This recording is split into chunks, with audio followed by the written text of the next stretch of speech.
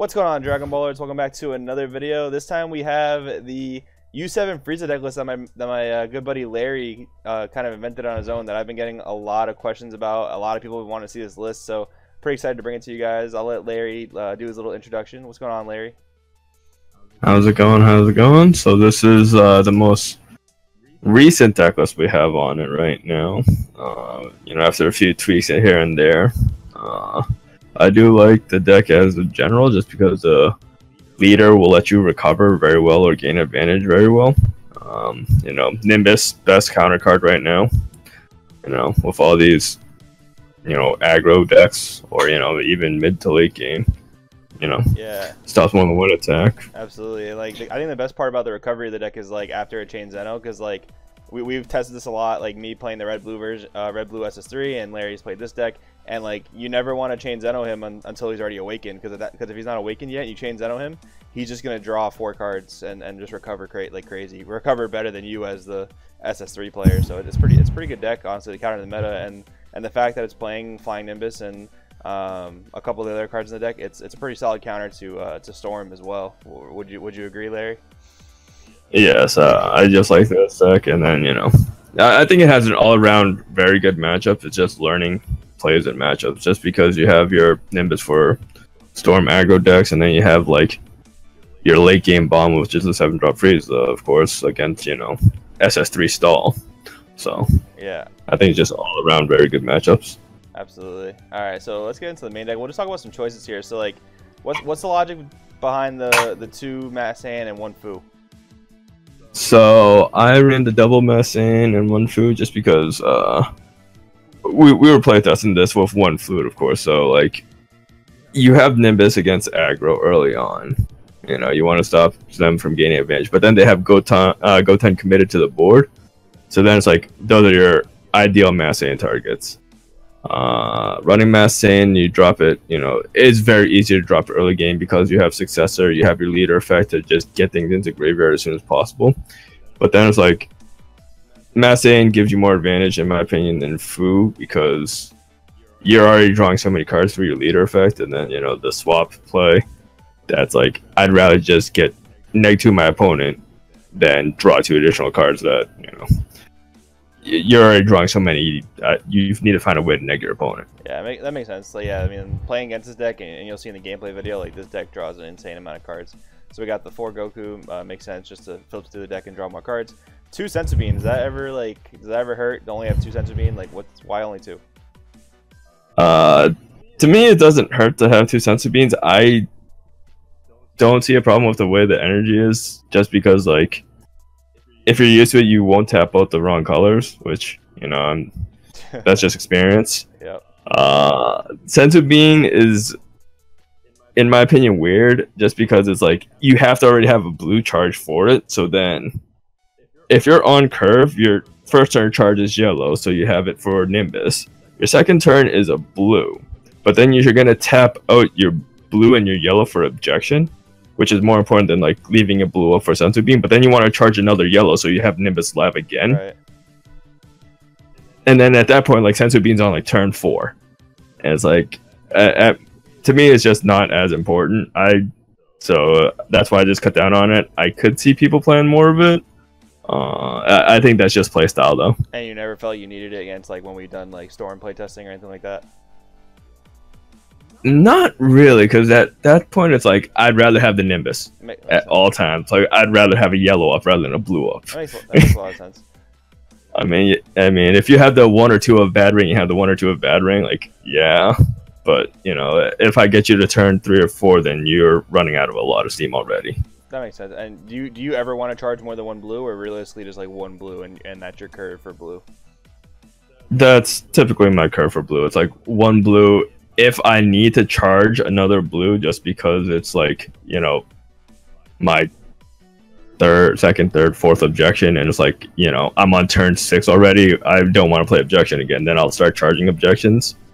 But other than that, it's mainly settle on the yellow, just because you want yellows for all your plays. Even though all the Universe 7s can be played as any color, your swap engine still has to be yellows. Right.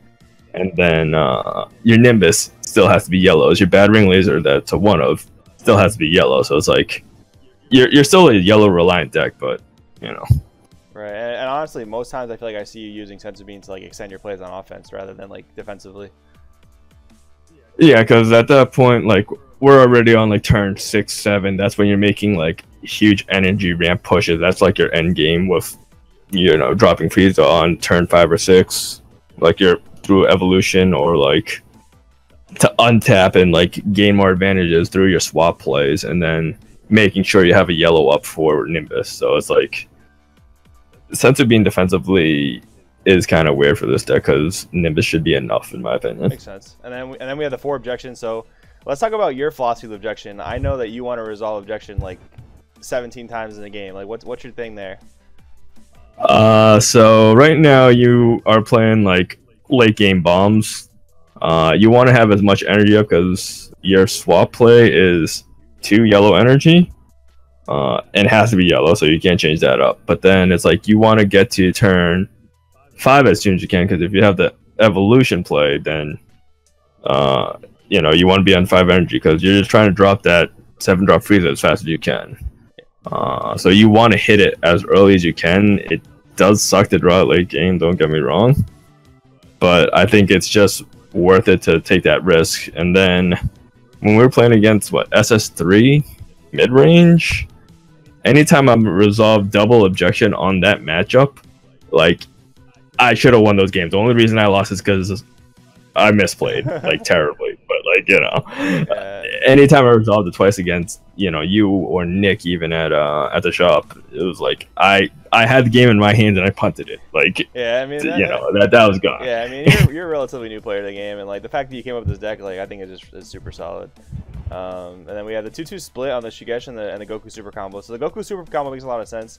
Shugesh, I like the 2 split just because, like, you know, if someone does board into Cronoa, like obviously it's gonna deter some of the plays of your deck. But like, yeah, I mean, how do you feel about the Shugesh so far? Shugesh is very, very good right now, especially with everybody like riding Champa. Like, yeah, if they Champa later, then you can't do much. But like, oh, swing with Fu and let me dump the hand. It's like, okay, let me play 2 cards. Yeah, okay. Yeah. My turn. Yeah. It's like, yeah, and you weren't around when the Mech Frieza format was like super duper like big, but I mean, I'm sure you can tell like how strong that combo is. Like, obviously, it's incredibly strong. oh yeah, and then like it's just solves so many problems, and then you can like bait your opponent into it if they don't know game 1. It's like Nimbus the leader. You only have one other swing that turn. If you're going for like the power turn, and it's like we're going for the kill shot on that turn, Nimbus leader, ditch a yellow. I don't have to combo you if you're dropping the hand. It's literally Shugesh, Gohan. Oh yeah. Yeah. My turn. Yeah, and then what's pretty cool too is like if you can hide it game 1, like if you don't even need to use it to win game 1, and then game 2 they don't even board in the Cronoas, like you just have like a stupid advantage. It's so much advantage because people like, you know, that's how every game I've seen then is literally like, okay, it's either they ran out of resources, you whittle them down, or it's literally who has the bigger hand. Like when I was playing when I first started playing Vegeta at this game, and it was like drop 10 combo into a hand, you have 3 cards in hand, I win right now. Like, yeah, no, so yeah, definitely. So then we have the 4 successor. We're playing a swap deck, so that's pretty standard. The 3 Roshi for negates and ditches. 4 Nimbus, we kind of talked about it, just like the best counter against Storm right now. So the 1 battering, I know you have like a nutty play with this battering. Why don't you explain it to us? so battering is it's kind of a way to cheese a win, because if you get to like, for everybody's, you know, playing get the 4 life awaken, protect your life, right? Pretty much. The only thing that stops your 7-drop Frieza from swinging is a negate. You swing with your 7-drop Frieza, you have a yellow up, and then they've negated. You bad ring laser them, so they have to pay the life to play the negate. So that puts them at 30. So they go to 3 life, and then you're at triple strike range. So it's like a way to cheese the game in if you like, you know, you can out combo them. It's like, okay, you're relying on a negate, your negate. Now you're in lethal when this attack goes through, and I'm just gonna drop the hand. 4-0 real quick. You know. We got the 2 planets, 3 agonies. How do you feel about the agony of Hell Frieza?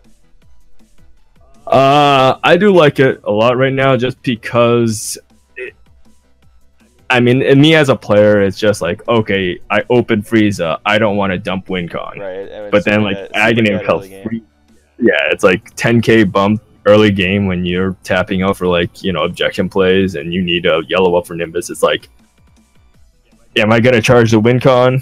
Am I gonna ditch the WinCon? Right. You know, or your leader. It's like typically you'll ditch it, but then it's like, okay, so now I'm on turn 5. I don't have my WinCon. Right.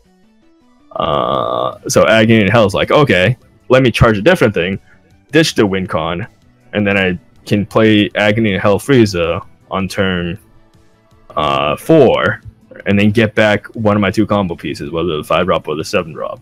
Yeah, and I mean it's just more +1s in the deck. Like this deck is literally just insane amount of plus.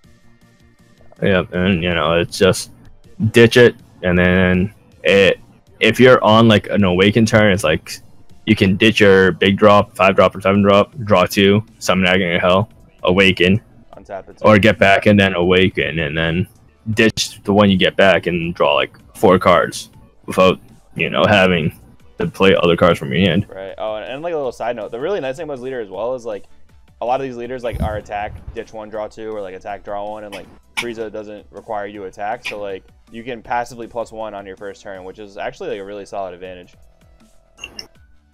I mean, it's just a way to do it in general, in my opinion. Just like everybody has to play aggro, so it's like Hirudegarn swing, ditch 1, draw 2. Yeah, you +1, but then I also +1 if the attack goes through. Right, you get a card, yeah. Now it's I'm just gonna sit here and draw 2 cards every turn, and then I'm gonna drop something that makes you kill yourself. Yeah, I mean we came to this game from Yu-Gi-Oh, and like being able to resolve Pot of Greed 4 times it's pretty good. It's pretty good. All right, so then we have, you know, the records. Oh yeah, never mind. Sorry. So then we have the swap line here. So what's up with only the two Gohan, 2 Gohan, and then 4 of the bigger Gohan? Why is that? 2 of the 3 drop just because it's searchable off your 4 successors. So it's like you have your 4 successors, and if you need to, your 2 Planet Vegeta. So like theoretically, you're running 8 copies of it. Right. But you only need 1 because you're gonna swap it out. So it's constantly recycled, yeah. It's constantly recycled, but it's not a Universe 7, so you can't ditch it off your leader. Oh, okay. So then you play the 4 bigger one just because it is a ditch and it has a little more versatility. Yeah, so it's literally like, you know, if you open Successor and you are opening your Gohan, like your 3-drop Gohan, it's like your Successor becomes Pot of Greed at any turn before you want to swap. Right. It's like you search your 4-drop and then ditch the 4-drop. Okay, easy. Right. Your 3-drop is like, okay, I'm going to summon this off of Shugesh because that's the only play for it, realistically. Like summoning it's really, really weird because you commit a lot of energy to it. Right. Because it's like, ideally you want to leave it on board or you want to surprise somebody with Shugesh with it. So it's like, you're either tapping out 3 energy to pop something, and then you want to tap out another 2 energy to tag into your, you know, 4-drop Gohan or your 5-drop Goku that goes to 4 when you're like under 3 life. So then it's like different plays like that. But other than that, just because it's not Universe 7, I only see the need for 2. Makes sense. Because you're able to search it out, and then, you know, I'll usually search it out if I know I'm playing Objection that turn. I'll search out the 2nd copy just to charge it. Makes sense. Yeah, I mean, get out of the deck. You realistically only need 1. Like the way you play the deck, like it's never just gonna sit on the field to die realistically. Yeah, you want to, you know, pop something, swap it out as soon as possible, and then like it's free combo pop. Like you'll swing with it and then swap it out, and then draw 2, draw 1. Yeah, you know. For me, like the crazy thing about this deck is like your play. So you have like the turn you drop your Frieza line, but usually the turn before that, you know, I've been playtesting against this deck a lot, and like I've been seeing it play a lot, and so you go like Frieza unawakened side, ditch 1, draw 2. Then you'll go like swap into 4-drop Gohan, draw another 2. Then you'll go like awaken, draw another 2. Then you go Scientist Fu, draw another 2. So it's like it's just absolutely insane, and that's the turn before you drop your WinCon. So it's just like a turn you're probably not gonna die because you are about to drop your WinCon. Yeah, it gets pretty nutty at that point. So it's pretty good. So what's the deal with the ratio here on the 3 5-drop Frieza and the 4 7-drop Frieza? Like, explain your logic behind that, because that's a little weird. That is weird. I'm not gonna lie. It's my issue with 10k bumps. I've lost, like, losing games just was your hand is 4 10k drops and you're like don't have the energy for it because you're not 2% 3 is kind of disheartening. Pretty broken card. Yeah, you know, the 5-drop is just like you only have. I only like summoning it when I have the evolve play in my hand. If I don't have the evolve play in my hand, it's like the 5-drop isn't gonna get summoned just because you're gonna commit your energy to like your swap play into potentially like a double swap play. Like you can go like 3-drop Gohan swing, go into 4-drop Gohan, draw 2, swing, drop Shugesh again, and like, you know, it just you have better uses for your energy unless you're evolving on that turn, in my opinion. Makes sense. Yeah, I mean, and I never see you relying too much on the Frieza's effect to tap stuff down. Your leader kind of does that as well, and yeah, I mean. Well, your leader, yeah, that's the cool part is your leader will tap him down when you ditch on the awakened side. You remember, and then you remember. I mean, yeah, ideally, if we're all playing, ideally, you know. But then it's like you tap something down, and then your 3-drop Gohan pops things in rest mode, or your 5-drop Goku, the ultimate form Goku, pops something in rest mode and draws a card, and then has double strike. Yeah, like one might call that synergy. You know. Yeah, so let's talk about the ultimate forms on Gohan. Let's actually go over what this card does, because like when you asked me about this card for this deck, I was like, why the heck do you want that card? Like, that card is not good. But honestly, this deck makes it look really good. So what it does is, it's a 5-drop, Goku's Lineage, yellow, double strike. If you have 3 or less life, reduce the energy cost of this card in your hand by 1. So sometimes, like, I'll swing at Larry and he'll go down to 3 life, and I was like, you could have just easily, like, comboed out of that. Why'd you do that? And it'll be to drop this card. So, yeah, when you play this card, shoot up to one of your opponent's battle cards and KO it. And if it was in rest mode, draw 1 card. So it is power removal on anything. But if it's in rest mode, you draw 1. And a really cool play I saw Larry do one time was against another person was he dropped his Gohan, his Super Saiyan 2 Gohan, didn't pop the rested card, and like I didn't want to interfere in the match, so I didn't say anything. But I was like questioning Larry like crazy in my head. I was like, what are you doing? Like what? And then like he proceeded to go on to the rest of his turn, and then he dropped this Son Goku that when it pops to rest mode draws 1. So he actually made a really smart play and like decided to pop a rest mode, draw 1 instead of just pop a rest mode. So yeah, how do you feel this card so far? I mean, right now we are playtesting with real cards, so we don't have a 4th copy. Would you play a 4th if we had one? Yes, I would probably cut down on the 7-drop Frieza and play a 4th Son Goku. Okay. Just because it'd be like a 3-3 split on the Friezas, and then the Agony and Hell Frieza makes up for like ditching them, yeah. The difference. Yeah. And then it's like this one's a 5k bump. So it's like you're cutting down on the 10Ks because at that point we'd be running 3, 6, 9, 10K bumps. So you also have to count your extra cards in that as well. It is a heavy extra card deck. Yeah, so it's like, you know, when you don't have ways on tap energy besides Senzu Bean and your leader flip, it's like, but you never want to flip on your opponent's turn. Right. So it's like I'd rather run this guy and just get a 5k bump and then like a threatening double strike, and you know. He's still a ditch because he is Universe 7. He's one of the few that, you know, count as Universe 7 Goku's lineage. So right. So then we have the 7-drop Frieza. So like, so was that the main reason you wanted to build this deck in the first place? No. Actually, the main reason I want to build this deck is because I read the leader and he said he did not have to swing to draw 2 cards. That is literally the only reason. I'm like, okay, we'll go through. This was at like what 4 in the morning. I'm like, okay, Harudegar swing draw 2. Okay. Kefla, was it Kefla Kale? Yeah, Kefla, the new Kefla leader. Kefla swing draw 2. I'm like, okay, drawing 2, pretty OP. You know, pot of greed is pretty good. And then it's like, oh, don't swing draw 2. Yeah, it just definitely probably fit your playstyle a lot better. It's like, okay, coming from, you know, crit to limit resources to, yeah, just draw 2 without giving them resources. You know, I just like it better. That was literally the only reason. I'm like, okay, this Frieza makes everything Universe 7. I'm like, we were up a while reading all the Universe 7 cards. I'm like, okay, we can run this, you know, the 8-drop Goku. It's like, he needs a green leader. It's like, okay, what green more Universe 7 leader? I'm like, okay, he's garbage. We started going down a lot of different rabbit holes. And honestly, like, I'll see you hardcast a 7-drop infinitely more than you'll evolve it for the most part. Oh, yeah. Just because, like, it's a resource deck, so when you evolve it, you have to drop the 5-drop, and then it's like, yeah, you can use the effect if you want, but you have to ditch a Universe 7. Right. So you're and then eggs on it. And then you have to ditch another Universe 7 to evolve it. Right. So it's like, if they have things for committed on the board for your 5-drop to tap down, then I'd rather go for the swap play, because you'll usually, clear 2 monsters off of that, like Gohan coming in, potentially swinging over another thing, and then 4-drop Gohan drawing you 2 cards and swinging over something else. That could potentially clear 3 cards. Right. 3 monsters on board, compared to, let me drop this guy, you can't untap, but I have to ditch something for it, and then I have to ditch another card, which isn't gaining me advantage, to EX evolve into the 7-drop. So it's like, I'd rather, it all depends on board, like, playstyle. If you're scared of the board presence, then you just wipe the board presence, rather than keeping it there, and, oh, they don't have to untap for a turn. Okay. Right, and the way you play the deck, you like to resolve objection at least twice, so you get there relatively fast.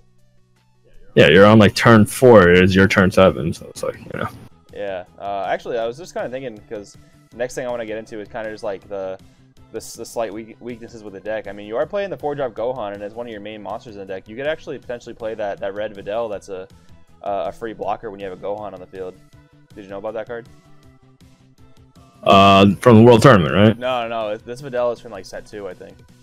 It literally just says it. Oh, I thought you were talking about the Roshi Videl. No, that's coming out in World Tournament. No, this Videl is just like it's like the Giang blocker. Like if you have a Teen Gohan or Gohan Adolescence or whatever in play, you can just play her for free. I mean, I'm guessing it'd be Teen Gohan. It can't be Gohan Adolescence. That's just creepy. Well, no, I think the Gohan, like the 4-drop Gohan, I'm pretty sure is called Gohan Adolescence. The only thing with that is like, it is a red. So it's definitely weird. It's red and it's not Universe 7. Yeah, no, that's true. Yeah, I mean, if you like, definitely, because I definitely think one of the weaknesses with the deck is like, when you're trying to defend, like you have Shugesh into Gohan, but like if they Cronoa you, then like all you have to like rely on is comboing out, and like then you have a crazy amount of 10Ks and a crazy amount of extra cards. Well, that's why I think I could get away with lowering the Frieza count just because of Agony in Hell, but then it's like you still have 4 Nimbus, 3 Roshis. Right, so you have plenty of negates. So you have all the negates in the world, and it's like, if they have the Cronoa, they have the Cronoa. I mean, again, Storm shouldn't. Storm tapping in energy for Cronoa is like almost worth it. It's really if you can recover from it. It's really weird because then like they have to like attack with the Cronoa to like maybe get some value out of it, and then like even if they drop it on yielding, it's like it's still not even a 10K attack. So yeah, it gets really weird as Hirudegarn or like Storm trying to side in the Cronoas. Yeah, and then at that point, it's like, what if you don't even have the Shugesh? Yeah. Okay. No, this deck does not lose to Cronoa by like any means. It just like gets a little slower. Yeah, so like that's just the thing. Like, okay, I don't have to tap in my 2 of Gohan. Yeah.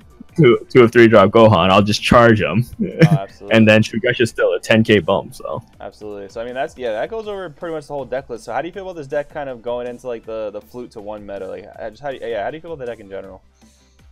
I do like the deck. It's more than likely I think I'm gonna run for Philly unless we come up with this crazy Hercule deck list.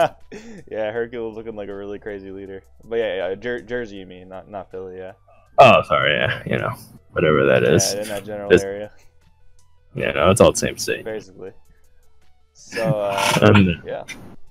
Keep going. Yeah, so I like it. I'm probably gonna take it. I think it has a pretty good round, all-around meta matchup. And then it's just developing it for the meta game, right. But that's just mainly playstyle, like adapting your game style to the different decks that you're going to be playing against.